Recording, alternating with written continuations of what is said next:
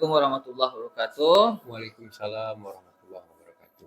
Oke, bersama saya Helmianto SPD, CGP Angkatan 9, Kabupaten Kepulauan Meranti. Saya tidak sendiri, saya bersama dengan Bapak Sarip, M Sarip, Pak ya, M Sarip SPD SD. Beliau adalah Kepala Sekolah SD 12 Mengkikip, SD Negeri 12 Mengkikip, Kabupaten Kepulauan Meranti. Oke, apa kabar Pak? Sehat Pak? Alhamdulillah sehat. Alhamdulillah Pak ya. Ya. Dapat melaksanakan tugas bagaimana mestinya Pak ya. Amin. Oke, baik di sini Pak, saya akan mewawancarai Bapak tentang pengambilan keputusan berbasis nilai-nilai kebajikan. Di sini ada beberapa pertanyaan untuk Bapak.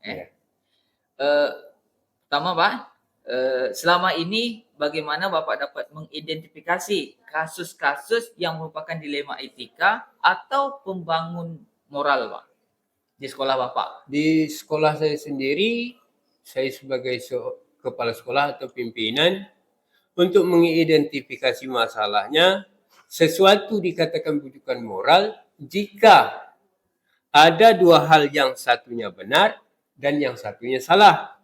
Sedangkan dilema etika jika terjadi kedua-duanya itu sama-sama benar. Itu kalau menurut pendapat saya seperti itu Bapak. Oke. Jadi kalau bujukan moral satu benar, satu salah Pak ya. Dilema etika ini yang sulit kita putuskan Pak ya. Sama-sama benar. Benar Pak ya. Iya. Tidak ada yang salah di sini Pak ya. Ada yang salah, ada yang benar. Oke, baik Pak. Kemudian selama ini bagaimana Bapak melakukan pengambilan keputusan di sekolah Bapak, terutama untuk kasus-kasus di mana ada dua kepentingan yang sama-sama benar atau sama-sama mengandung nilai kebajikan di situ Pak. Ini berat nih. Sebelum mengambil keputusan, tentunya saya juga mengidentifikasi dulu apa pokok permasalahannya terlebih dahulu. Apa pokok permasalahannya terlebih dahulu. Kemudian siapa saja pihak-pihak yang terlibat di dalamnya. Ini sangat penting sekali, harus kita ketahui. Lalu mengumpulkan fakta-fakta yang ada di dalamnya. Apa fakta-fakta yang ada di dalam kejadian tersebut dan seterusnya, sehingga mampu saya mengambil keputusan tepat bagi pihak yang bermasalah. Dalam mengambil keputusan ini, saya tidak bisa sendiri. Ini tentu saja mengutamakan prinsip-prinsip kekeluargaan dan musyawarah mufakat. Saya harus melibatkan guru-guru, komite sekolah kalau dah terlalu berat, pokok warga-warga di lingkungan masyarakat lah. Baik Pak, kalau dapat saya simpulkan yang pertama Bapak mengidentifikasi Pak ya, mengidentifikasi masalah terlebih dahulu, kemudian siapa saja pihak-pihak yang terlibat di dalamnya Pak ya. Kemudian yang berikutnya mengumpulkan fakta-fakta Pak ya. Iya, kita kumpul dulu fakta-fakta. Kemudian baru Bapak mengambil keputusan. Kemudian dalam pengambilan keputusan ini juga Bapak melibatkan guru-guru masyarakat melalui musyawarah mufakat dan pihak-pihak terkait ya Pak ya. Oke, baik Pak. Langkah-langkah untuk berikutnya nih Pak langkah-langkah atau prosedur seperti apa yang bisa Bapak lakukan selama ini Pak? Langkah-langkah yang saya ambil yaitu dengan memanggil kedua belah pihak yang bermasalah untuk diminta keterangan supaya saya bisa mengetahui di mana letak kesalahan atau inti permasalahan tersebut terjadi dan apa pemicunya, serta bagaimana cara menemukan solusi yang terbaik yang akan saya ambil dari permasalahan tersebut dan diputuskan dengan tidak merugikan kedua belah pihak. Artinya saya tidak merugikan, yang ini tidak saya rugikan, yang satunya tidak saya rugikan. Saya ini sebagai orang tengah harinya untuk menyelesaikan permasalahan tersebut. Baik Pak ya.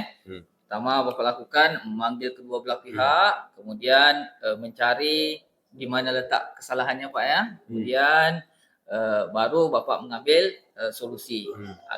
Solusi yang diambil tidak merugikan salah satu pihak Pak ya. Pak ya.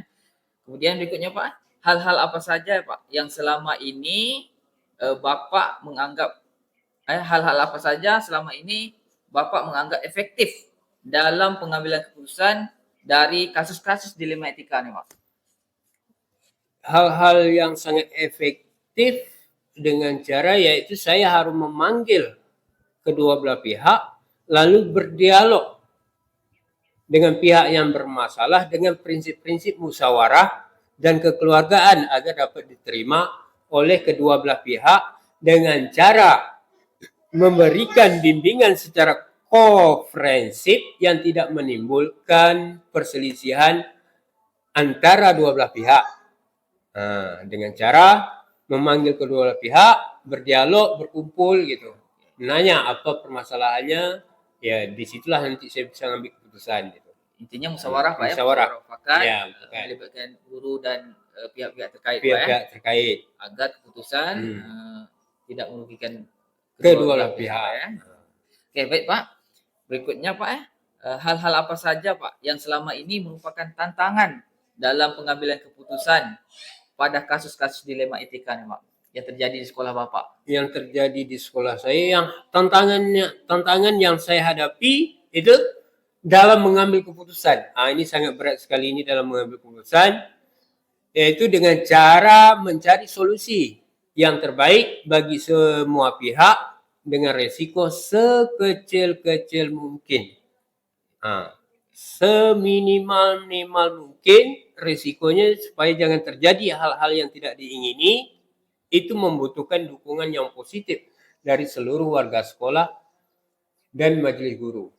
Oke, baik Pak ya.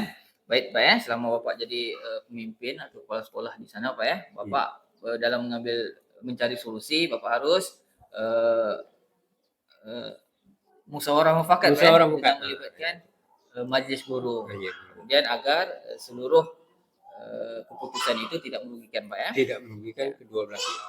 Oke. Kemudian apakah Bapak memiliki sebuah tata kala atau jadwal tertentu Pak dalam sebuah pengambilan keputusan dalam penyelesaian masalah etika? Apakah ada Bapak langsung menyelesaikan di tempat atau memiliki jadwal untuk penyelesaiannya?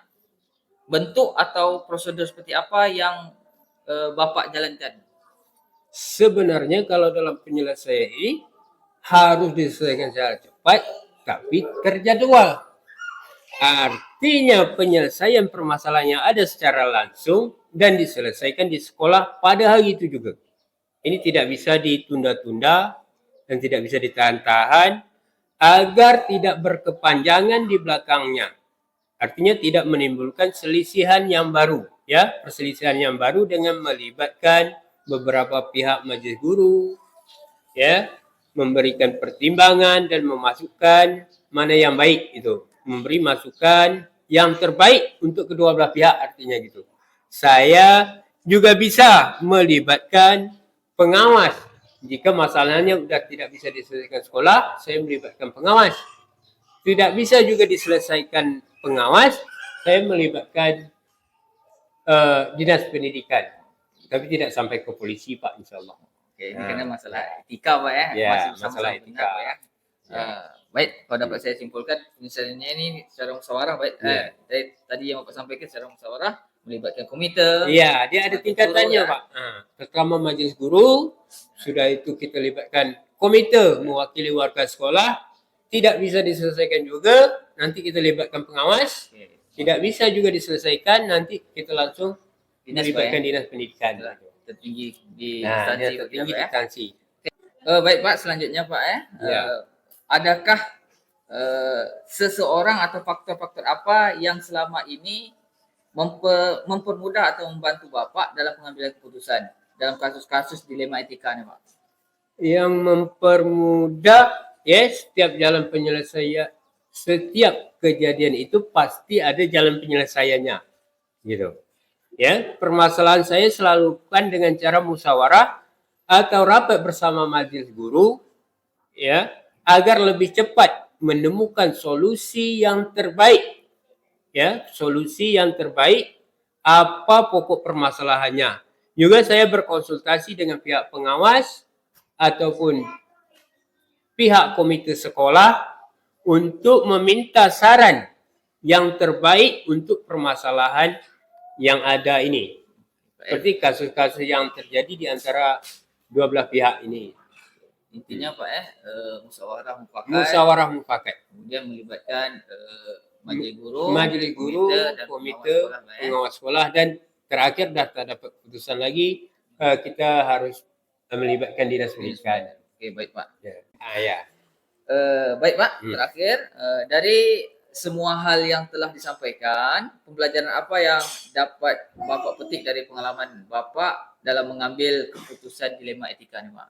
Oh, pembelajaran yang dapat saya ambil itu tadi dengan cara mengambil keputusan itu harus berdasarkan kesepakatan bersama. Artinya saya tidak bisa mengambil sendiri. Ini berdasarkan musyawarah mufakat. Kita bertanya dulu. Nanti disitulah baru kita dapat keputusan. Setelah keputusan bersama itu kita dapatkan, itu baru bisa saya mengambil keputusan. Kemudian saya itu harus bisa membiasakan diri untuk mempertanggungjawabkan atas keputusan yang telah saya ambil.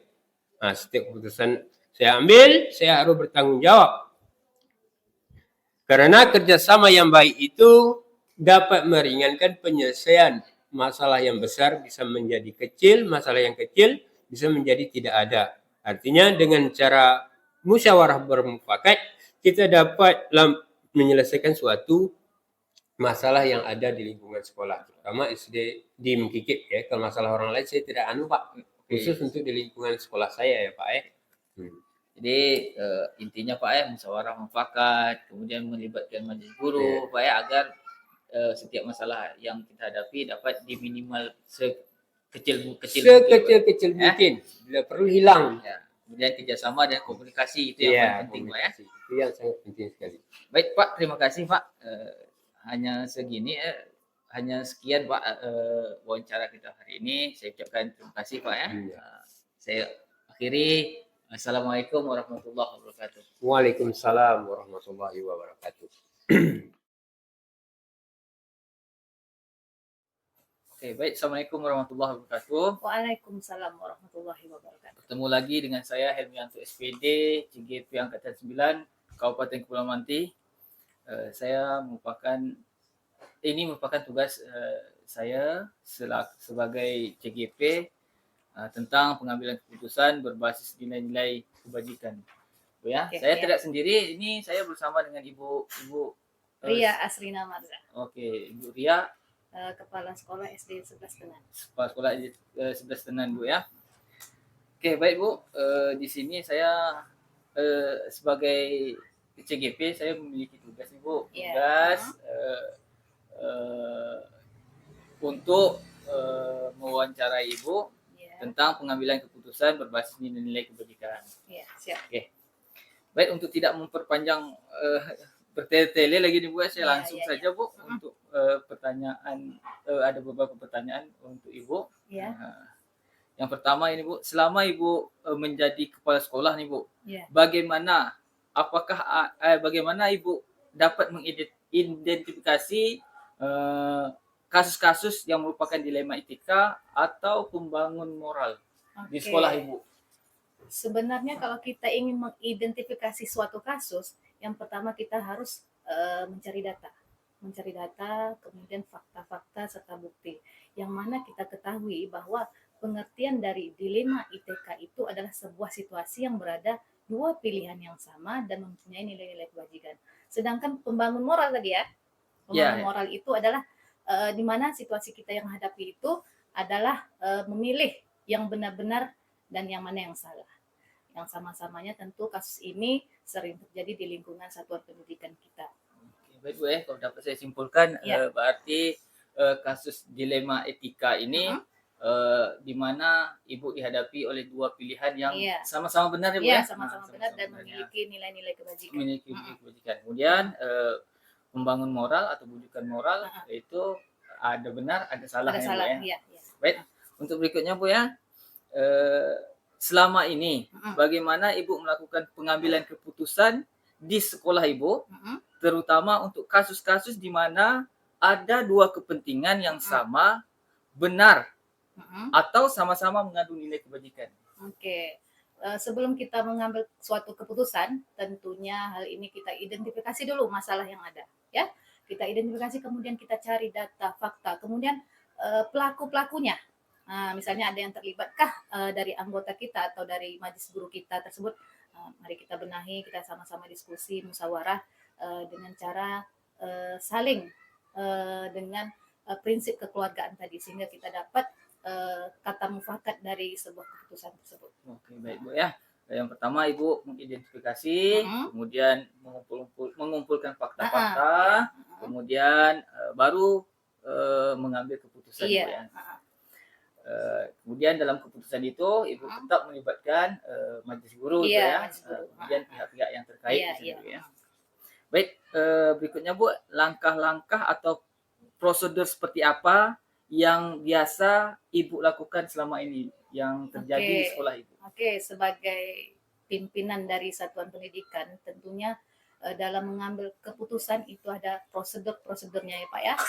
Yang pertama itulah tadi identifikasi masalahnya, siapa pelaku yang terlibat, kemudian kita cari fakta dan data-datanya, kemudian kita kumpulkan rekan-rekan guru kita, kemudian kita panggil Bapak Komite, itu selaku dalam masyarakat, penyambung lidah dari wali murid dan masyarakat. Kemudian boleh saja kita memanggil pengawas binaan kita, pengawas binaan kita. Itu tentunya lebih baik dalam mengambil suatu keputusan yang baik. Ya, tergantung keputusan yang tergantung besar kecilnya masalah yang dihadapi Bu ya. Oke, untuk berikutnya Bu ya, hal-hal apa saja yang selama ini Ibu menganggap efektif dalam pengambilan keputusan Ibu pada kasus-kasus dilema etika ini? Oke, tentunya kita harus berkomunikasi efektif kepada pihak-pihak yang memiliki masalah atau kasus-kasus tersebut. Itulah komunikasi yang efektif dan baik. Itu tentu, itu yang pertama yang perlu kita lakukan. Oke, berarti berdialog Bu ya? Berdialog dengan baik. Dengan berkomunikasi secara efektif. Ya, berkomunikasi, berdialog ya Bu ya. Agar nanti keputusan diambil tidak merugikan sebagian pihak Bu ya. Kemudian berikutnya Bu ya, hal-hal apa saja yang selama ini merupakan tantangan dalam pengambilan keputusan pada kasus dilema etika ini? Tantangannya itu adalah kita memilih di antara suatu keputusan yang paling benar, sangat benar dan mengandung nilai-nilai kebajikan. Ini harus memerlukan pertimbangan-pertimbangan yang baik ya bagi pihak-pihak tertentu sehingga kita tidak merugikan salah satu pihak atau orang lain. Itu Pak. Oke, berarti Ibu harus mencari solusi terbaik itu untuk melibatkan musyawarah. Musyawarah. Tentunya meminimalisir resiko-resiko yang terjadi agar sekecil mungkin Bu ya. Berikutnya Bu ya, apakah Anda atau Ibu memiliki sebuah tata kala atau jadwal tertentu dalam sebuah penyelesaian masalah etika? Apakah Ibu langsung menyelesaikan di tempat atau memiliki jadwal untuk menyelesaikannya? Bentuk atau prosedur seperti apa yang Ibu jalankan? Oke, kalau untuk jadwal itu Pak, kita lihat masalahnya. Apakah masalah ini rumit sekali atau sedang atau ringan? Jadi kalau misalnya masalah itu sangat rumit, kita tentukan jadwalnya. Kita undang beberapa wali murid atau yang ada di sekitarnya, ya masyarakat di sekitarnya untuk menyelesaikan masalah tersebut, atau itu mungkin mengganggu ke lingkungan kita ya. Kemudian terutama yang di sekolah itu adalah rekan-rekan guru, Bapak Komite. Kemudian kalau paling berat lagi kita undanglah Bapak pengawas kita. Tentunya kalau kita mengundang pengawas itu ada jadwal-jadwal tertentu Pak ya, sehingga kita tidak mengganggu jam-jam kerja Bapak pengawas kita. Berarti tergantung seberapa rumit masalah yang dihadapi ya. Kemudian melibatkan majelis guru, komite, pengawas dan masyarakat di tempat. Jika masih belum bisa terselesaikan tentu melibatkan dinas terkait ya. Oke, kemudian adakah seseorang atau faktor-faktor apa yang selama ini mempermudah atau membantu Ibu dalam mengambil keputusan dalam kasus-kasus dilema etika ini? Oke, faktor-faktor tertentu terutama ini ya, situasi kita di satuan pendidikan. Yang pertama situasi kita ya. Yang kedua hubungan kita dengan rekan-rekan guru kita. Kalau misalnya salah satu guru kita ada masalah tersebut, maka hendaknya kita berdiskusi, mengadakan musyawarah. Sehingga nanti apapun keputusannya itu yang kita ambil sejalan dengan apa yang kita gagaskan atau teman-teman rekan-rekan guru kita gagaskan. Tentunya ini mengambil keputusan yang sangat baik dan dengan pemikiran yang matang. Oke, tentu ada komunikasi Iya. dengan majelis guru, kemudian musyawarah. Iya. Ya, seperti Ibu katakan tadi, Bu ya, dengan komite pengawas dan Itu sangat perlu, Ya. Pak. Karena melibatkan satuan pendidikan kita. Oke. Karena mereka itu adalah warga sekolah. Ya. Itu harus kita libatkan. Oke. Agar keputusan yang diambil bisa dipertanggungjawabkan, kemudian Iya. tidak merugikan pihak-pihak Pihak lain. Bu, ya, salah satu pihak. Mm-mm. Oke, baik, terakhir Ibu ya. Iya. Nah, dari semua hal yang telah Ibu sampaikan tadi, pembelajaran apa yang dapat Ibu petik dari pengalaman Ibu mengambil keputusan dilema etika? Oke, sebagai pimpinan di satuan pendidikan, ini tentunya banyak pengalaman-pengalaman terkait kasus-kasus dilema ITK dan pembangun moral ya Pak ya. Yang pertama ini harus adanya komunikasi yang efektif antar kita sesama Pak, antar rekan guru, antar komite, antar bapak pengawas dan dinas terkait. Dan tentunya ini juga melibatkan masyarakat sekitarnya. Yang kedua, kolaborasi kita terhadap rekan-rekan kerja kita ya Pak, di satuan pendidikan, sehingga kita dapat bersama-sama ya Pak meningkatkan mutu pendidikan kita, menyelesaikan masalah kita yang ada di satuan pendidikan kita. Kemudian yang ketiga, dari keputusan yang kita ambil ini, kita memerlukan pemikiran yang sangat-sangat matang Pak. Sehingga keputusan yang kita ambil ini, kita pertimbangkan resiko, solusi-solusi yang ada. Sehingga kita tidak melibatkan atau merugikan pihak-pihak lain. Saya rasa itu Pak. Ada 3. Bu ya, musyawarah mufakat, Iya. kemudian musyawarah mufakat tadi kan Bu ya, Iya, itu secara berkomunikasi Ya, ya Pak efektif. komunikasi yang baik, kemudian bisa dipertanggungjawabkan gitu. Iya. Kemudian ada kerjasama Bu ya. Iya, kalau kolaborasi Nah, kita. kolaborasi antara Rekan-rekan yang ada ya. di sekolah. majelis guru, Warga sekolah kan termasuk nanti pihak rekan terkait. guru, komite, kemudian bapak pengawas dan masyarakat. Oke, sip ya. Iya, iya. Oke, baik Bu, terima kasih Bu ya Iya. atas waktu yang sudah Terima kasih diberikan Bu sekali ya. ya Pak. Semoga Pak sukses selalu ya Pak. Amin ya Bu. Iya. Alhamdulillah, semoga Ibu juga Iya. sehat-sehat selalu, Amin, kemudian amin. dapat menjalankan tugasnya Iya. dengan tanpa beban, tanpa Iya. dan memberi keputusan tanpa apa tadi Bu ya, Tidak berpihak pada merugikan. murid, kemudian tidak Merugikan orang lain. merugikan orang lain. Iya. Ya. Saya rasa cukup sampai di sini Bu ya, Iya. wawancara kita di Oke. pagi hari ini. Saya tutup. Assalamualaikum warahmatullahi wabarakatuh. Waalaikumsalam Bu ya. warahmatullahi wabarakatuh.